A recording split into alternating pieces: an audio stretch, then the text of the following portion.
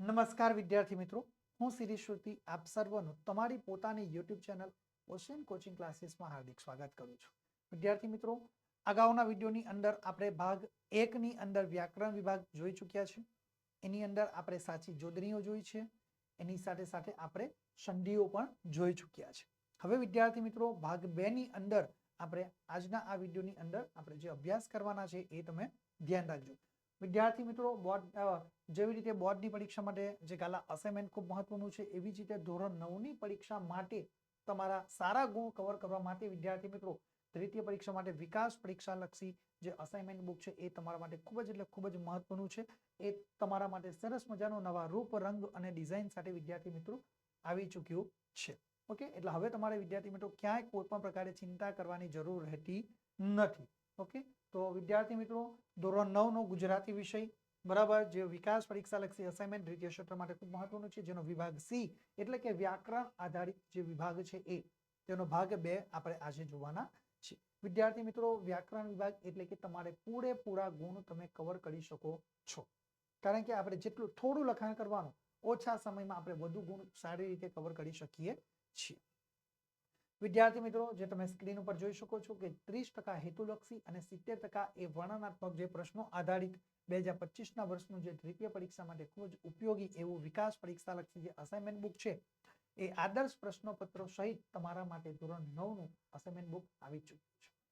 વિદ્યાર્થી મિત્રો, ધોરણ 9 ની અસાઇનમેન્ટ બુક તમે ઘર બેઠા મેળવવા માંગો છો તો વિદ્યાર્થી મિત્રો અમારા મોબાઈલ નંબરનો સંપર્ક કરી શકો છો. અમારો મોબાઈલ નંબર છે 7046 22 22 54 નંબર ઉપર તમે સંપર્ક કરી શકો છો, અથવા તમને નીચે ડિસ્ક્રિપ્શનમાં લિંક આપી છે એ લિંકના માધ્યમ દ્વારા પણ વિદ્યાર્થી મિત્રો તમે અસાઇનમેન્ટ બુક તમે મેળવી શકો છો, અથવા તમે સ્ક્રીન ઉપર દર્શાવેલી વેબસાઇટના માધ્યમ દ્વારા પણ તમે અસાઇનમેન્ટ બુક તમે મેળવી શકો છો.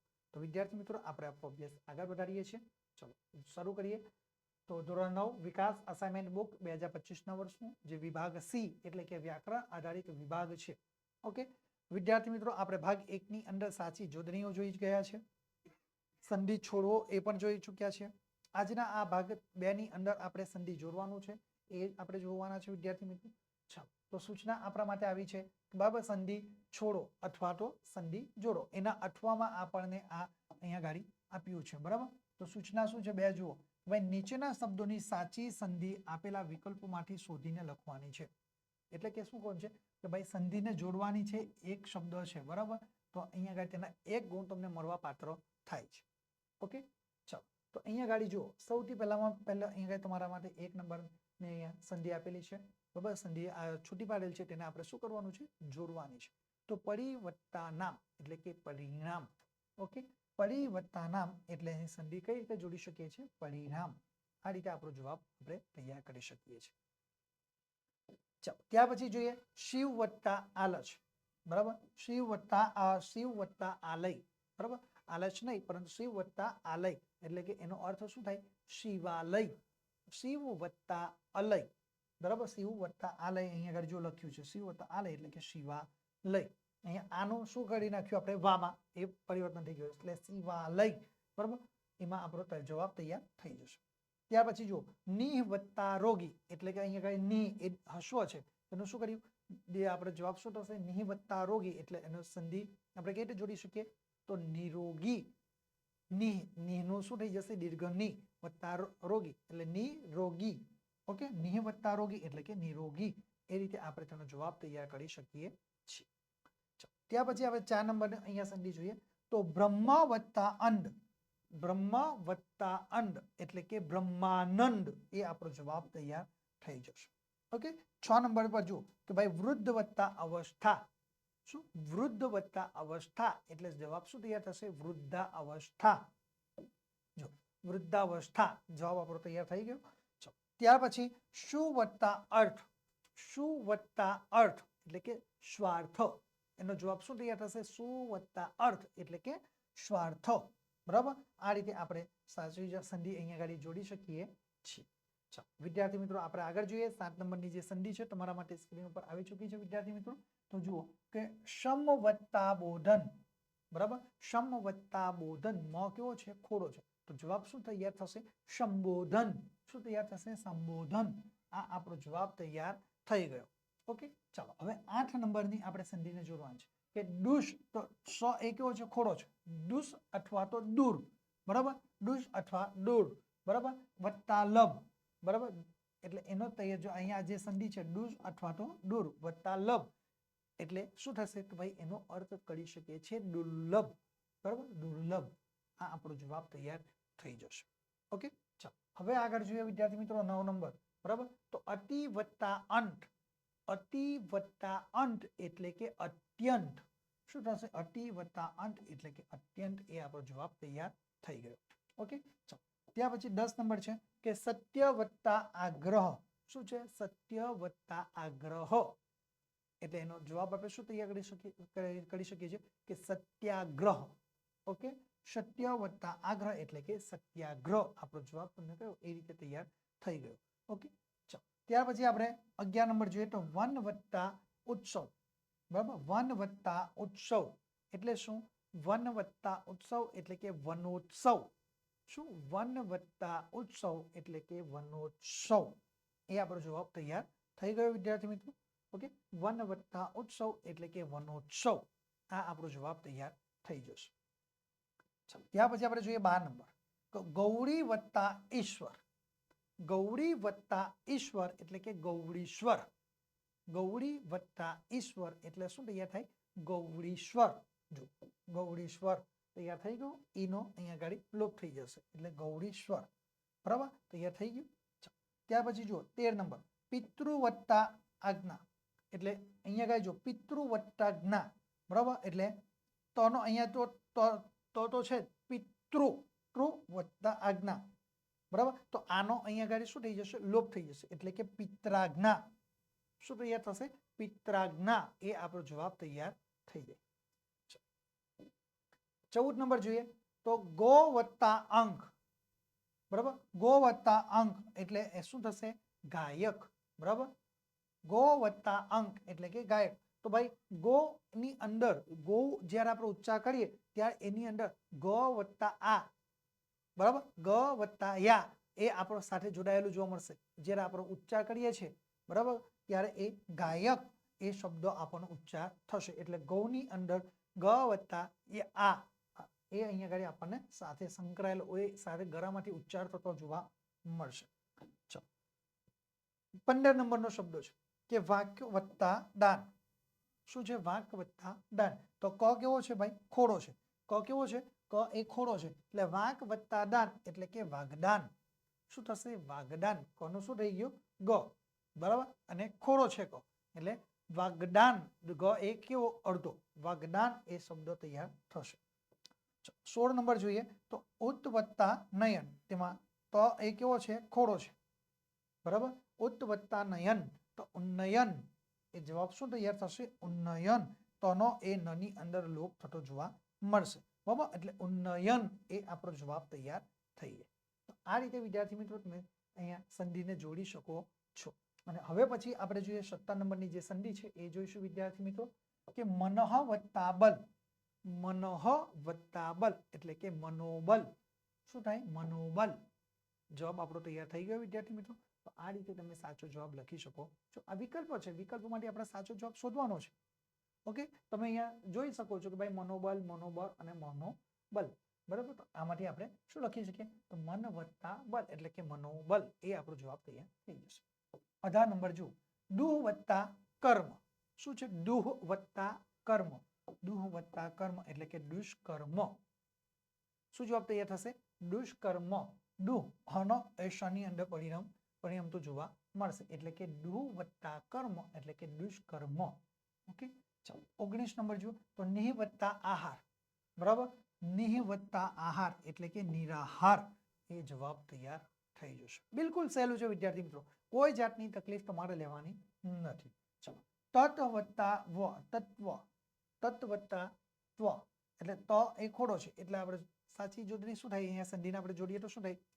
તત્વ, બરાબર. તત્વ એ આપણો જવાબ તૈયાર થઈ જશે, બરાબર. તો આ રીતે વિદ્યાર્થી મિત્રો તમે સાચી સંધિ જોડી શકો છો અને પૂરેપૂરા તમે 1 ગુણ જે પ્રશ્નમાં પૂછાય છે એ તમે મેળવી શકો છો.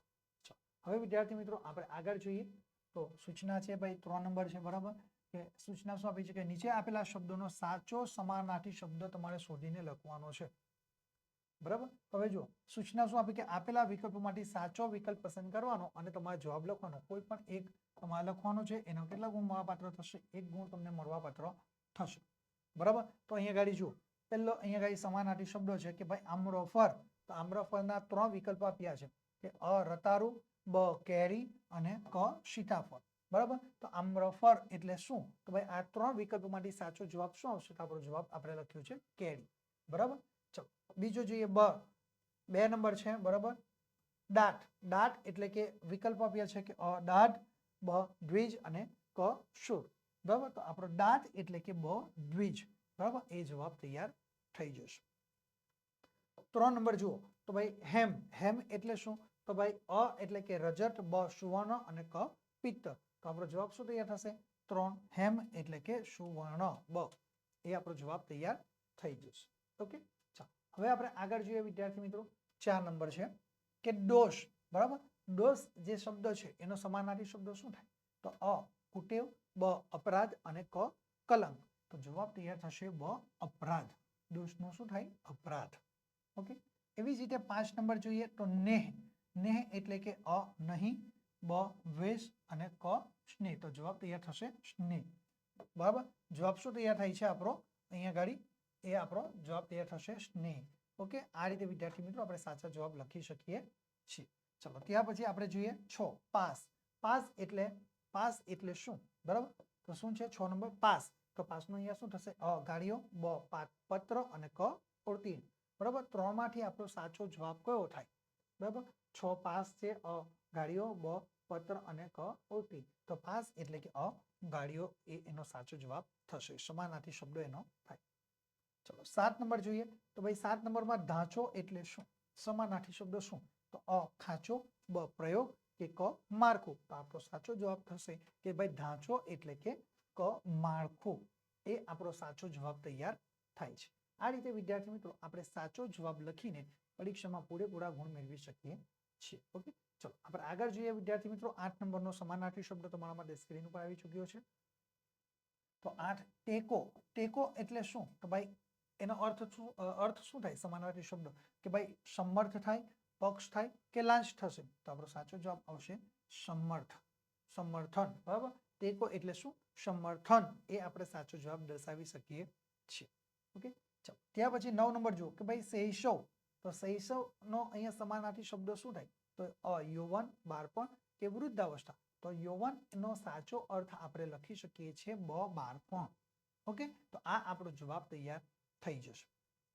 ત્યાર પછી જો વિદ્યાર્થી મિત્રો 10 નંબર નો શબ્દ છે કે સુગંધ. સુગંધનો સાચો અર્થ શું થાય? તો ભાઈ સમાનાર્થી. સુગંધનો સમાનાર્થી શું થાય? તો ભાઈ અ આકર્ષણ, બ સ્વચ્છ અને ક પરિમળ. તો સુગંધ એટલે કે પરિમળ. શું થાય એનો અર્થ? સુગંધનો અર્થ પરિમળ. એવો આપણે સાચો અર્થ કરી શકીએ છીએ. ચાલો ત્યાર પછી આપણે જોઈએ 11 નંબર નો અર્થ નદી. નદી એટલે શું? બરાબર. નદી એટલે અ તટીની, બ ઝરણું કે સરોવર. તો સાચો જવાબ થશે આપણો તટીની. બરાબર. નદીનો સમાનાર્થી શબ્દ થશે તટીની. એ આપણે સાચો જવાબ લખી શકીએ છીએ અને પૂરેપૂરા ગુણ મેળવી શકીએ છીએ. હવે આપણે આગળ જોઈએ વિદ્યાર્થી મિત્રો 12 નંબર. તો ઉપમા. ઉપમા જે શબ્દ છે એનો અહીંયા આગળ સમાનાર્થી શબ્દ શું થાય? તો આપણે જોઈએ ભાઈ અ આદર્શ થશે, બ સિદ્ધાંત કે ક એ સરખામણી. એમાંથી આપણે કયો એનો સાચો અર્થ કરી શકીએ છીએ? બરાબર. તો ઉપમા એટલે શું? બરાબર. તો ઉપમાનો સાચી અહીંયા જોડણી થશે કે ક સરખામણી. શું થાય છે? ઉપમાની અહીંયા સાચો સમાનાર્થી શું થશે? સરખામણી. એ આપણે તેનો સાચો જવાબ લખી શકીએ છીએ. ઓકે. ચાલો 13 નંબર જોઈએ તો ઘોઘા. બરાબર. 13 નંબરનો અહીંયા શબ્દ છે ઘોઘા. ઘોઘાનો સાચો શબ્દ શું થાય? સમાનાર્થી શબ્દ. તો ભાઈ પ્રપાત, ધારા કે નહે. તો આપણો જવાબ તૈયાર થશે એ પ્રપાત. અપ્રપાત એ આપણો જવાબ તૈયાર થઈ જશે. ઓકે. ત્યાર પછી આપણે જોઈએ 14 નંબર. તો ભાઈ અઢીસો. તો અઢીસો જે શબ્દ છે એનો સમાનાર્થી શબ્દ શું થાય? તો ભાઈ અ પ્રતિબંધ, બ આંગળું કે ક દર્પણ. તો ભાઈ અઢીસો જે શબ્દ છે એનો સાચો જવાબ તૈયાર થશે ક દર્પણ. આ રીતે તમે જવાબ લખી શકો. ત્યાર પછી જો 15 નંબરનો શબ્દ છે કે બંદોબસ્ત. બંદોબસ્ત શબ્દોનો સમાનાર્થી શું થાય? તો ભાઈ અવ્યવસ્થા, બ વિશેષણ અને ક બરાબર. ઓકે. તો બંદોબસ્ત શબ્દનો જે સાચો અર્થ થશે વ્યવસ્થા. શું થાય છે? વ્યવસ્થા. એ રીતે આપણે જવાબ લખી શકીએ છીએ અને પૂરેપૂરા ગુણ વિદ્યાર્થી મિત્રો એ સમાનાર્થી શબ્દની અંદર મેળવી શકીએ છીએ. ચાલો હવે વિદ્યાર્થી મિત્રો આપણે 16 નંબરનો એ સમાનાર્થી શબ્દ જોઈશું. તો ભાઈ વેપાર. તો વેપાર એટલે શું? તો ભાઈ વેપાર શબ્દનો અર્થ શું થાય? તો અ નફો, બ વણજ કે ક દાન. તો એનો જવાબ વેપારનો તૈયાર થશે વણજ. શું તૈયાર થાય છે? વેપારનો સમાનાર્થી તૈયાર શબ્દ થશે વણજ. 17 નંબરનો જે શબ્દ છે જંગ. જંગ જે શબ્દ છે જંગનો અર્થ અહીંયા સમાનાર્થી શું થાય? કે ભાઈ અ વિશ્વ, બ રંગ કે ક એ યુદ્ધ. તો આપણો જવાબ તૈયાર થશે ક યુદ્ધ. એ આપણો જવાબ તૈયાર થઈ જશે. ઓકે ચલો ત્યાર પછી 18 નંબર જુઓ. તો ભાઈ ગ્વહવર, ગહવર. બરાબર ગહવર. તો હ કેવો છે વિદ્યાર્થી મિત્રો? એ ખોડો છે. બરાબર ગહવર. બરાબર ગહવર એ શબ્દનો અહીંયા હ કેવો છે? ખોડો છે. તો એનો એ સમાનાર્થી શબ્દ શું કરી શકીએ? અ ઊંડું, ગુફા કે ગહન. તો આપણે સાચો જવાબ તૈયાર કરી શકીએ કે ભાઈ ગહન એટલે કે ગુફા. એનો સમાનાર્થી શબ્દ શું થાય? ગુફા એવો એનો સમાનાર્થી શબ્દ થશે. 19 નંબર જુઓ કે ભાઈ પ્રાચીન. તો પ્રાચીનનો અર્થ શું થાય? આધુનિક, અર્વાચીન કે જૂનું. તો ભાઈ પ્રાચીન એટલે કે જૂનું એવો તેનો સમાનાર્થી શબ્દ આપણે લખી શકીએ છીએ. ઓકે ચાલો હવે વિદ્યાર્થી મિત્રો આપણે આગળ જોઈએ. ભાઈ 20 નંબરનો જે સમાનાર્થી શબ્દ છે એ જુઓ કે ભાઈ સાવધ. બરાબર સાવધ શબ્દનો સમાનાર્થી શબ્દ શું થાય? તો ભાઈ અ હોશિયાર, બ સજાગ કે સજ્જન. તો આપણો સાચો જવાબ તૈયાર થશે કે ભાઈ સાવધ એટલે કે સજાગ. સાવધ એટલે શું? સજાગ. એ તેનો સમાનાર્થી શબ્દનો અર્થ તૈયાર થતો જોવા મળે. 21 નંબર જોઈએ કે ભાઈ બલા. બલા શબ્દનો અર્થ શું થાય? સમાનાર્થી શબ્દ શું થાય? તો આપણે અ લપ, બ કન્યા કે ક ગાંડી. તો આપણો જવાબ તૈયાર થશે અ લપ. બરાબર બલા એટલે કે લપ. આપણે એવો શબ્દ તૈયાર કરી શકીએ છીએ. ચલો ત્યાર પછી આપણે જોઈએ 22 નંબર છે રત્નાકર. રત્નાકર શબ્દનો અર્થ શું થાય? સમાનાર્થી શબ્દ શું થાય? તો ભાઈ અ ખાણ, બ ઝવેરી કે ક સમુદ્ર. તો આપણો જવાબ તૈયાર થશે કે ભાઈ રત્નાકર શબ્દનો સમાનાર્થી શબ્દ થાય સમુદ્ર. શું તૈયાર થાય છે? સમુદ્ર. એ તેનો સાચો જવાબ તૈયાર થતો આપણને જોવા મળે. ઓકે એવી જ રીતે 23 નંબરનો જે શબ્દ છે કે મૂળ. મૂળનો સાચો સમાનાર્થી શબ્દ શું થાય? અ જળ, બ અસર કે ક ઔષધ. તો એની અંદર મૂળ શબ્દ જે છે એનો સમાનાર્થી શબ્દ થશે બ અસલ. બરાબર અહીંયા જેટલા પીળા રંગથી કરેલા જે શબ્દો છે એ આપણા જવાબ તૈયાર થઈ જાય છે. ઓકે ચાલો હવે 24 નંબરનો જે સમાનાર્થી શબ્દ છે બરાબર ધન. તો ધનનો અર્થ શું થાય? અગાધ, બ વાદળ કે ક ગન. તો આપણો જવાબ આપ્યો છે અહીંયા કઈ વાદળ. ઓકે એ સમાનાર્થી શબ્દ થશે. 25 નંબરનો શબ્દ છે નિષ્કર્ષ. તો નિષ્કર્ષ જે શબ્દ છે એનો સમાનાર્થી શું થાય? તો ભાઈ અ નિર્ણય, બ સાર કે ક મહેનત. તો ભાઈ નિષ્કર્ષ એટલે કે ટૂંકમાં બ સાર એનો જવાબ તૈયાર થશે. તો આ રીતે વિદ્યાર્થી મિત્રો તમારા સાચા જવાબ તમે તૈયાર કરી શકો છો અને પૂરેપૂરા તમે પરીક્ષાની અંદર ગુણ મેળવી શકો છો. ઓકે ચાલો હવે વિદ્યાર્થી મિત્રો આપણે આગળના વિડીયોની અંદર એક નવા જ વિડીયો સાથે ફરી પાછા મળીશું વિદ્યાર્થી મિત્રો. અત્યારે ભાગ 2 ની અંદર આપણે જે સમાનાર્થી શબ્દો છે એ આપણે સમાનાર્થી શબ્દો આપણે જોઈ ગયા છે વિદ્યાર્થી મિત્રો. ઓકે એટલે હવે તમે આગળના વિડીયો માટે આપણે ફરી પાછા મળીશું એક નવા વ્યાકરણના વિભાગ સાથે. થેન્ક યુ વિદ્યાર્થી મિત્રો.